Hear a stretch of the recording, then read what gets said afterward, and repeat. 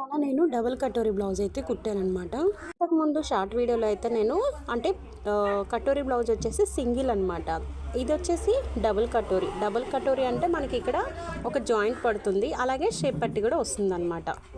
ఇక్కడ చూసారా, ఇది డబుల్ కటోరీ అంటే ఇక్కడ మనకి వస్తుంది. ఇక్కడ ఒక షేప్ పట్టి మనం ఒకటే ఇస్తామన్నమాట. అలా ఇచ్చేసి మిడిల్లో వచ్చేసి మనం జాయింట్ చేయాలి, అప్పుడు దాన్ని డబుల్ కటోరీ అంటాను అనమాట.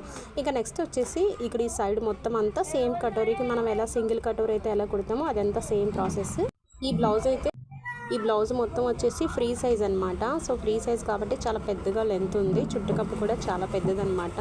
సో అండ్ బ్యాక్ నెక్ కూడా చాలా డీప్గా ఉంది, అలాగే షోల్డర్ కూడా చాలా పెద్దదనమాట. సో అందుకే కొంచెం పెద్దగా కనిపిస్తుంది.